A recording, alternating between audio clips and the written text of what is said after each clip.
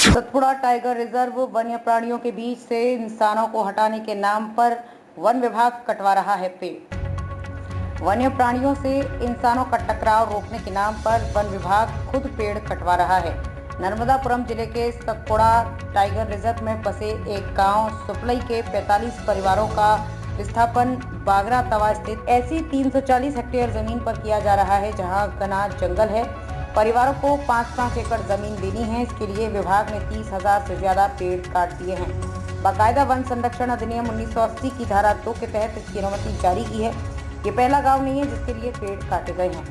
Satpura tiger reserve से अब तक ऐसे 32 गांव स्थापित किए जा चुके हैं, जिसके लिए 1.5 लाख पेड़ काटे गए हैं। इसमें केवल उन पेड़ों की गिनती की गई है जिनका तना 20 सेंटीमीटर से ज्यादा मोटा है। छोटे पेड़ भी शामिल करें तो आंकड़ा और भी भयावह है।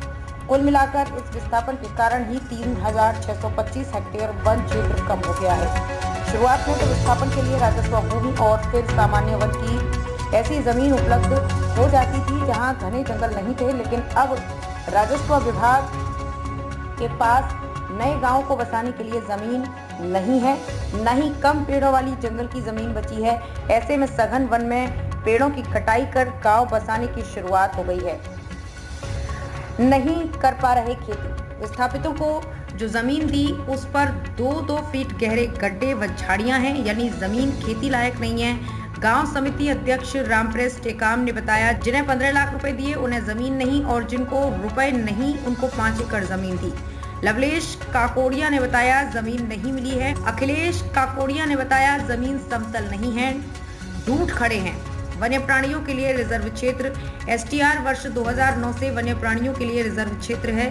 प्रदेश सरकार या अधिकारियों को यह अधिकार नहीं है कि वे पेड़ काटकर किसी को बसाएं। नियम से काटे, इकोसिस्टम मजबूत हो रहा। नियम और केंद्र की अनुमति से पेड़ काटे गए हैं।